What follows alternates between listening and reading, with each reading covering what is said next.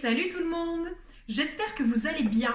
Alors aujourd'hui, on se retrouve pour une vidéo spéciale PVT. On va parler d'immigration parce que j'ai reçu énormément de questions de la part des gens qui me suivaient déjà en fait sur les réseaux sociaux et qui étaient intéressés par le fait d'immigrer au Canada et qui voulaient savoir comment j'avais fait pour réussir à partir, à passer le cap.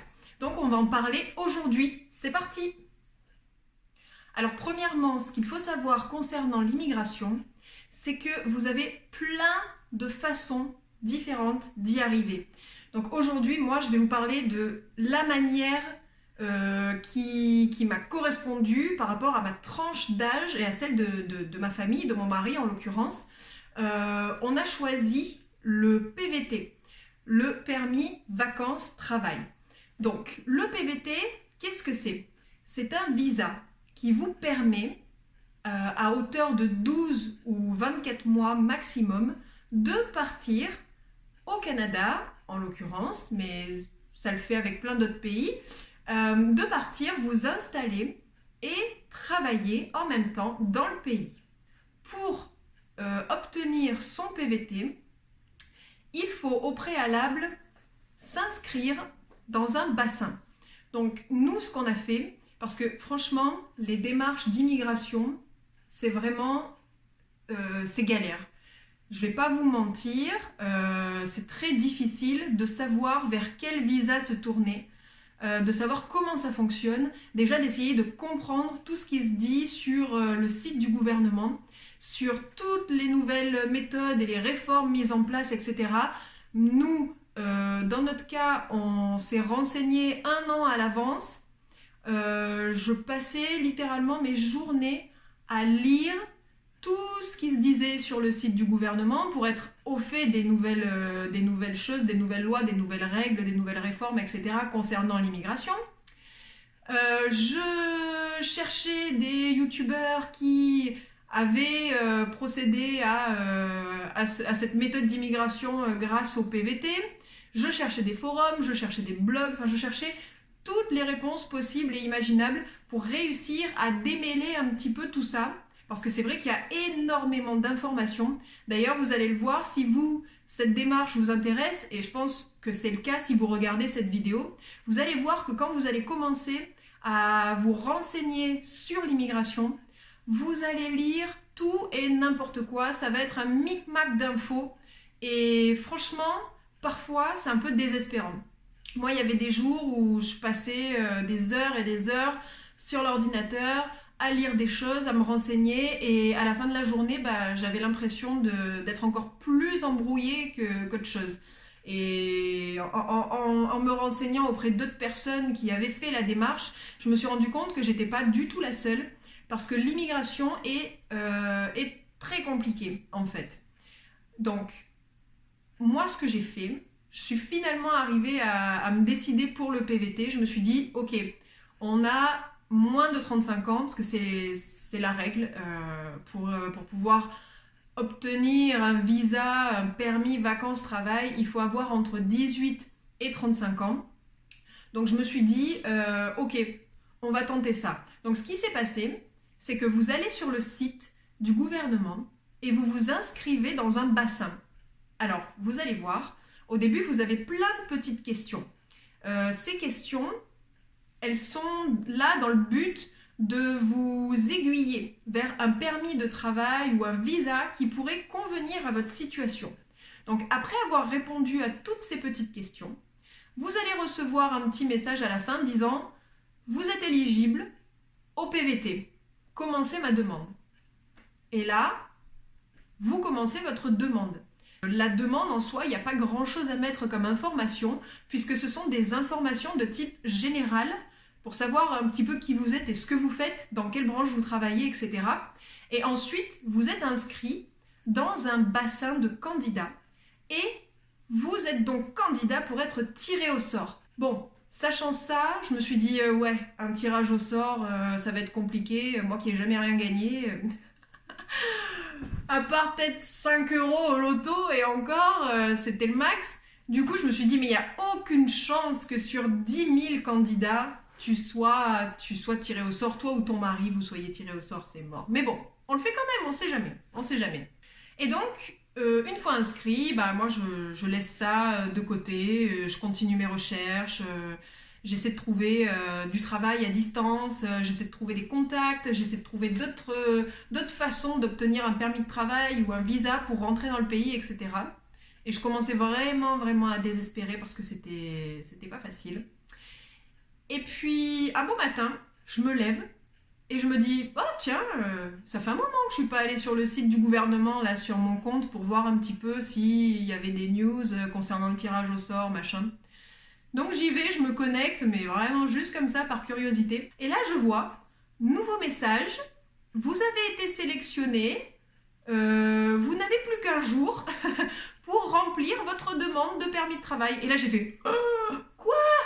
Un jour ? Parce qu'en fait, il faut savoir que quand vous êtes tiré au sort, vous avez une semaine, ni plus ni moins, pour répondre à l'invitation, l'accepter ou la refuser. Et là, il nous restait un jour. J'ai fait, oh ok, je clique, c'est bon, j'accepte. Et c'était fait, c'était bon. Mon mari avait été tiré au sort, pas moi. Mais ça, c'est pas grave, je vais vous expliquer comment ça s'est passé. Du moment que l'un des deux est tiré au sort, on est bon. Donc à ce moment-là, après avoir répondu oui à l'invitation, on a reçu une demande pour faire nos données biométriques. Donc, en l'occurrence, les données biométriques de mon mari. Ça se fait au centre des visas, comme je vous l'ai expliqué dans le tout premier vlog que j'ai posté. Vous partez soit à Lyon, soit à Paris, etc. Je vous mettrai le lien de la vidéo, je ne vais pas tout vous réexpliquer parce que sinon c'est très long. Mais en gros, c'est pas très compliqué. Vous allez dans le centre des visas, on prend vos empreintes digitales, vous signez les papiers et pouf, les données biométriques sont envoyées au gouvernement canadien qui examine votre dossier pour savoir si vous n'avez pas d'antécédents judiciaires, etc. Si votre profil correspond toujours. Une fois ça fait, une semaine plus tard à peu près, ça a été vraiment rapide, une semaine plus tard, on a reçu le permis de travail. Et ça, on le paye en fait. Ça, permis de travail, plus le visa EIC, expérience internationale canadienne, vous faites partie de ça à ce moment-là, plus les données biométriques, il me semble de tête que ça avait coûté à peu près 340$. Vous payez tout ça à la fin de votre inscription, hein, quand vous avez terminé de remplir tous vos papiers, etc. en ligne, parce que tout se passe en ligne maintenant. Vous payez et puis c'est terminé. Et à peu près une semaine plus tard, en fait, à partir de là, ça a été très rapide. À peu près une semaine plus tard, vous recevez votre lettre d'introduction. Vous ne recevez pas tout de suite votre permis de travail. Vous recevez votre lettre d'introduction qui, elle, est à garder, à imprimer précieusement. Vous la gardez dans vos papiers et elle vous servira quand vous passerez devant l'agent d'immigration à votre arrivée au Canada. Et c'est cet agent d'immigration qui va prendre la décision finale de vous donner ou non votre visa et votre permis de travail. Alors, qu'est-ce qu'on peut faire une fois le PVT en main ? C'est très simple. Le PVT te permet de travailler et de visiter le pays. Tu peux aussi entrer et sortir à volonté du territoire canadien pour toute la durée de ton PVT. Nous, en l'occurrence, c'était 24 mois. Ensuite, qu'est-ce qui s'est passé pour moi qui n'avais du coup qu'un visa visiteur ? Parce que comme j'accompagnais mon mari et que moi je n'avais pas été tirée au sort pour le PVT, on m'a remis, une fois arrivé à l'immigration à l'aéroport, un visa visiteur de 24 mois.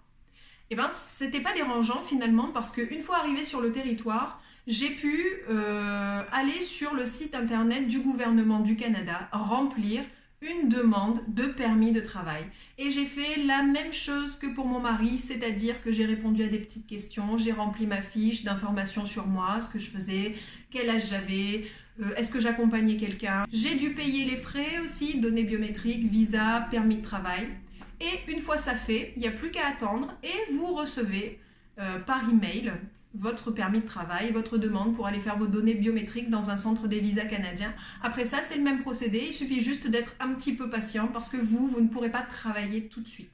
Maintenant, je vais vous parler de comment ça se passe le départ. Quels sont les préparatifs, quelles sont les choses à avoir en main, à savoir pour vraiment bien anticiper son départ et arriver avec tous les papiers en bonne et due forme et bien préparés sur le sol canadien. Donc, vous avez vos papiers. Vous avez votre visa, vous avez votre permis de travail, vos données biométriques sont faites, etc. C'est très bien. Maintenant, il va falloir déménager. Donc déménager dans un pays étranger, c'est pas si facile que ça, dans le sens où vous allez devoir décider si vous gardez toutes vos affaires, tous vos meubles, tout, je sais pas, votre canapé, toutes vos affaires, ou si vous allez les vendre et si vous partez léger. Nous, après s'être renseignés sur les prix, sur les prix du mobilier, sur les prix des vêtements, etc. au Canada, on s'est dit que c'était pas mal cher finalement et qu'on allait essayer de faire un mix. On a vendu énormément de choses, toutes les choses qui n'étaient pas indispensables en fait, et on a souscrit à un petit container avec une agence. Il y en a beaucoup, hein, des agences de déménagement qui envoient vos affaires par bateau au Canada, ça, il n'y a pas de souci. Je vous en mettrai plusieurs en description si vous voulez pour faire votre choix.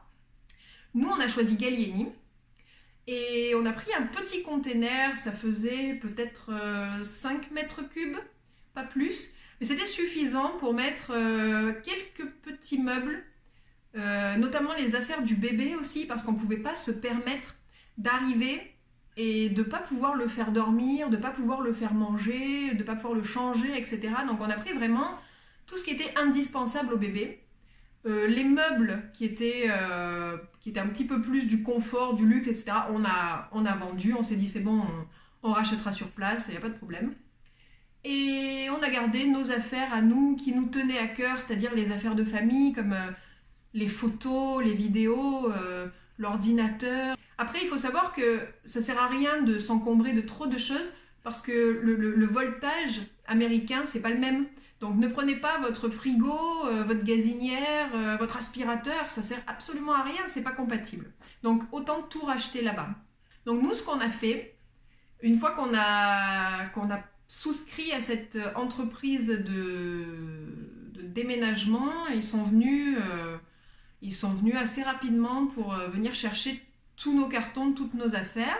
On s'est retrouvés pendant un bon mois sans rien dans la maison. On était assis par terre avec des petits coussins, on n'avait plus de lit, on l'avait vendu aussi. On était sur un matelas comme ça. Enfin, on a vécu un petit peu en mode débrouille pour le dernier mois. Mais c'est pas grave, c'est bien passé, ça faisait partie de l'aventure, ça nous dérangeait pas. Et une fois que tout ça s'était fait, on a dû penser à l'assurance parce que la sécu ne marche plus. Tu pars du pays, tu n'as plus droit à la sécurité sociale française. Donc on te demande de souscrire à une assurance privée. Et nous, comme on partait avec un PVT, on a choisi Global PVT. Et pour moi, Global Partner, parce que ça fait partie de ces assurances qui marchent pour les gens qui n'ont pas encore un visa, un permis de travail. En fait, c'est très simple, hein, tu les appelles, tu énonces ton cas, tu dis ce que tu veux pas, et puis tu payes ton assurance sur 6 mois, sur 1 an, sur 2 ans. C'est vraiment comme tu veux. Et tu imprimes bien ton assurance, parce que ça, c'est très important. Nous, on voulait vraiment avoir le max de temps sur le territoire canadien. Donc, on a souscrit à une assurance de 24 mois. Il faut que tu imprimes cette assurance où il y a bien marqué que c'est 24 mois la durée de ton assurance, parce que sinon, quand tu vas arriver devant l'agent d'immigration, comme c'est lui qui décide de te remettre ton visa et ton permis de travail, et c'est lui qui décide aussi de la durée de ce permis, il faut absolument que tu lui montres que ton assurance est valable pour 2 ans, si tu veux rester le max. Hein. Après, si c'est 6 mois, tu lui montres que c'est pour 6 mois, et lui, il te fait ton visa pour 24 mois, pour 6 mois, pour la durée de ton assurance, et au moins, tu es tranquille. À savoir qu'ensuite, quand tu arrives sur le sol canadien, au bout de 3 mois passés sur le territoire, tu as droit à la RAMQ. C'est leur sécurité sociale, on va dire. Grosso modo, c'est l'administration. Hein, voilà.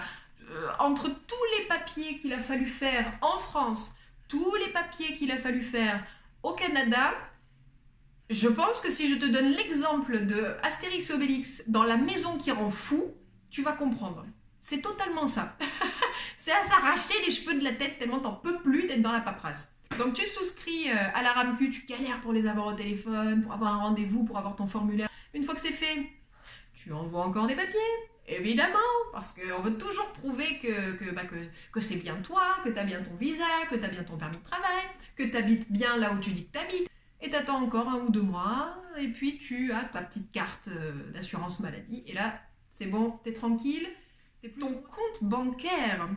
compte bancaire, là, il faut que tu choisisses si tu... C'est bien parce qu'au début de la vidéo, je disais vous, c'était vachement respectueux, et puis maintenant c'est fini, je te tutoie. On est amis, on est intimes, ça y est, il y a la proximité qui s'est installée en ces 15 minutes de vidéo, on est amis, je te tutoie. Alors du coup, tu vas devoir décider si tu fermes ton compte bancaire et que tu en réouvres un autre au Canada, ou si tu gardes ton compte français en sécurité, ou si tu as encore de l'argent dessus que tu veux te transférer petit à petit et tu ouvres en même temps un autre compte, un second compte bancaire au Canada. Nous, c'est ce qu'on a fait. C'était beaucoup plus simple. Alors, on avait placé toutes nos économies sur un seul compte pour que ce soit plus simple pour les transferts. Et on a ouvert un compte quand on était encore en France pour arriver sur le sol canadien et avoir juste à passer à la banque et dire « Hey, on vient retirer nos cartes bleues, c'est nous, on signe les papiers, bim, filez-moi la carte, filez-moi la thune et c'est bon, c'est parti. » Donc, en ce qui concerne les... Bon, après, ça c'est toi qui vois, hein, tu fais comme tu veux. Mais en ce qui concerne l'argent, c'était vraiment le plus simple pour nous.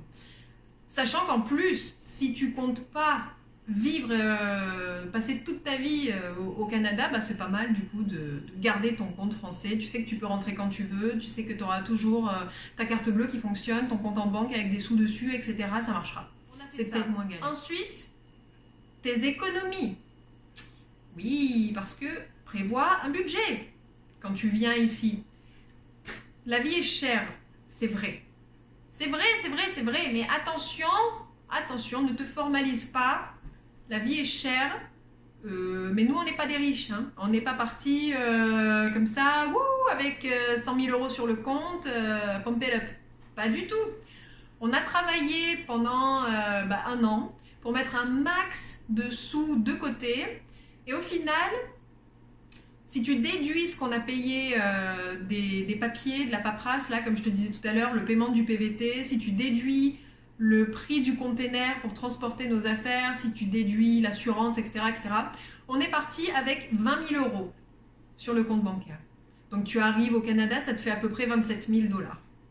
Et on a tout fait transférer petit à petit. D'ailleurs, pour ça, nous, on n'est pas passé par la banque pour faire nos virements à l'étranger parce qu'ils se gavent, ils prennent beaucoup trop de frais. Ça nous aurait fait perdre des milliers d'euros, chose qu'on ne pouvait pas se permettre. Donc on est passé par Wise, qui est une application en ligne extrêmement sécuritaire. On avait un petit peu peur au début, c'est vrai, et puis finalement on s'est renseigné, on a vu que ça craignait rien. Donc on est passé par Wise et on a pu obtenir le meilleur taux de change et les frais bancaires les moins élevés du marché. Ou en tout cas, ça faisait partie, du moins quand on l'a fait, des frais les plus bas du marché à ce moment-là. Donc ça s'est très bien passé. On continue d'ailleurs aujourd'hui de se faire des petits virements grâce à Wise. C'est très pratique, c'est très rapide. En 2-3 jours, tu as ton argent sur ton compte. L'arrivée. Comment s'est passée notre arrivée sur le sol canadien? Alors, tu descends de l'avion, tu ne récupères pas tes bagages tout de suite, tu n'as pas le droit. Tu dois d'abord passer à l'immigration. Sachant que nous, notre vol a été retardé de 6 heures et qu'on a un bébé, on a attendu pendant donc plus de 6 heures à l'aéroport en France. On est arrivé donc dans la nuit très tard. Bureau d'immigration, il était à peu près minuit et demi quand on est arrivé. On a fait la queue pendant 2 heures. 2 heures avec le petit qui était crevé, qui commençait à pleurer. C'est rock'n'roll, c'est arrivé. À 2 heures du mat, à peu près, on est passé devant l'agent d'immigration. Et en plus, tu as le stress. Tu sais que tu vas passer devant un agent de l'immigration. C'est comme la douane, c'est comme... t'as rien à te reprocher, et pourtant, t'as l'impression d'être un criminel. Tu vois que le gars, il va regarder ton dossier comme ça, et puis il va te dire ça c'est pas bon, ça c'est pas bon, rentre chez toi. Donc le stress, tu vois, pendant 2 heures, pendant tout le vol et tout, tu te dis waouh, j'ai préparé tout ça pendant un an. Imagine, j'arrive à l'immigration et ça passe pas, et on nous renvoie en France. Mais l'horreur. Et en plus, j'exagère pas du tout parce que d'après ce que j'ai lu, c'est arrivé vraiment à des gens. Donc moi, j'avais prévu le coup, j'avais préparé un dossier comme ça, avec tous nos papiers, toute notre vie dedans. Je me suis dit, si le gars veut tout vérifier, j'ai tout. Tiens, vas-y, prends. Et me fais pas chier, fais-moi mon passeport, mon visa. Mais au final, on n'en a pas eu besoin. J'avais préparé 1 milliard de papiers parce que sur internet, on nous disait il faut ceci, il faut cela, il faut ceci, il faut cela. On avait tout pris. Et finalement, 2 heures du mat, je pense que peut-être l'agent était tout aussi fatigué que nous. Puis il avait eu affaire à plein de gens qui n'avaient pas leurs papiers. À chaque fois, c'est un micmac. Ils essaient de quand même les arranger parce que il y a des agents d'immigration pas sympas, mais il y en a qui sont sympas quand même. Et nous, on est tombé sur un gentil. On arrive, il me dit lettre d'introduction. Et je lui dis oui, je l'ai. Je sors mon dossier comme ça, paf, tiens, ta lettre. Et il me dit oh, c'est génial, enfin quelqu'un qui a ses papiers, c'est trop bien. Bon, écoutez, je veux rien de plus. Je file au bureau, je vous fais votre permis et bim, c'est fini, je vous laisse partir. Le soulagement, en 10 minutes, c'était réglé. On avait chacun nos visas, permis de travail pour mon mari, c'était parfait, on a pu partir. L'arrivée au logement.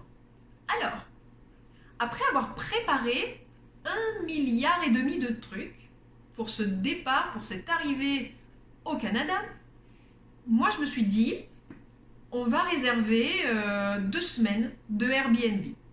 Comme ça nous laisse le temps de trouver un logement, de visiter plusieurs habitations, de comparer les prix, sachant qu'en plus, on arrivait fin juin, ce que je voulais à la base, parce que je savais qu'au 1er juillet, c'était le moment où tout le monde déménageait. C'est quelque chose, ça se fait comme ça au Québec.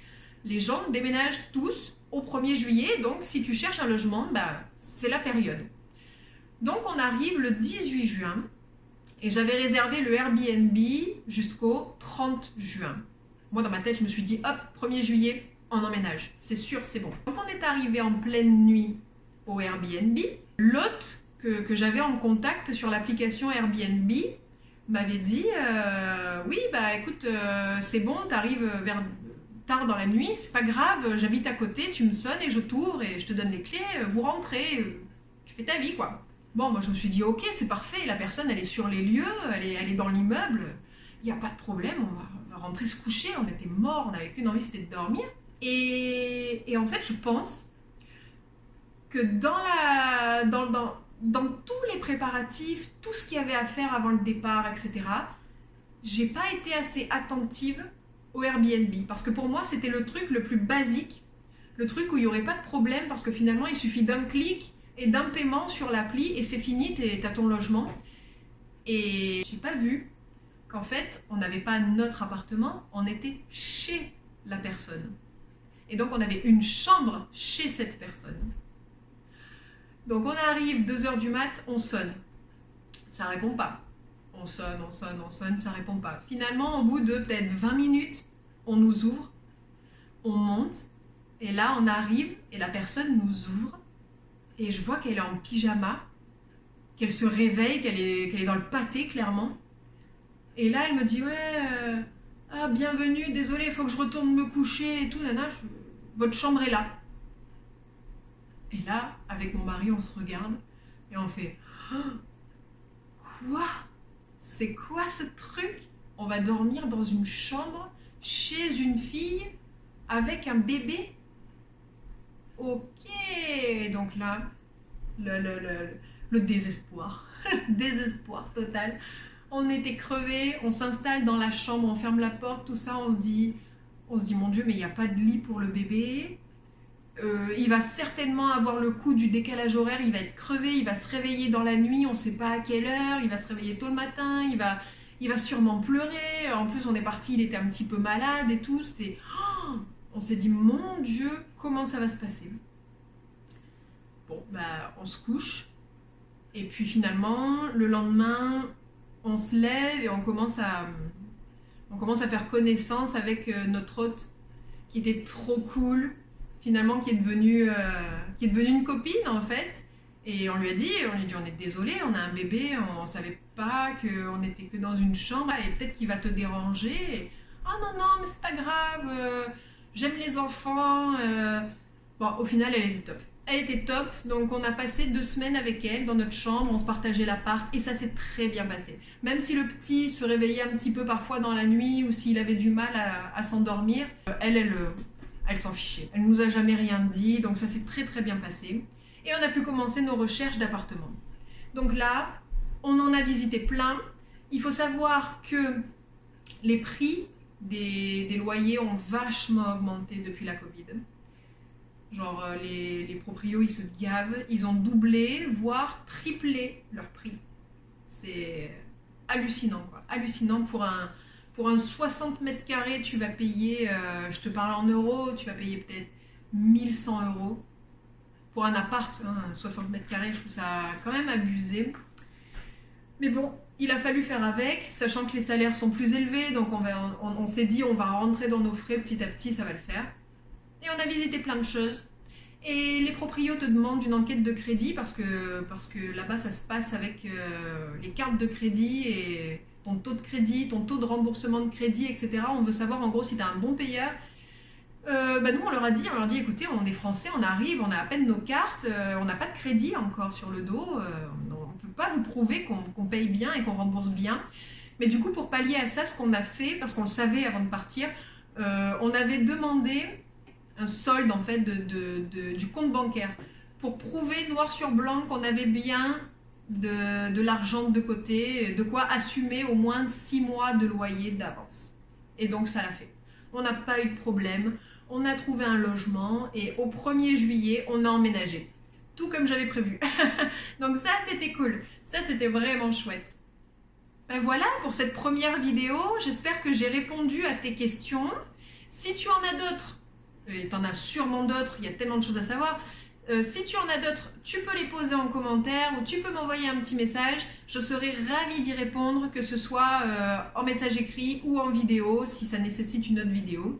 Et moi, de mon côté, je vais continuer à te faire des vidéos, à te faire des vlogs pour que tu vois comment ça se passe, la vie au Canada, si jamais ça t'intéresse d'immigrer. Je suis là pour t'aider. Allez, je vous fais à tous plein de gros bisous et je vous dis à très bientôt pour la prochaine vidéo.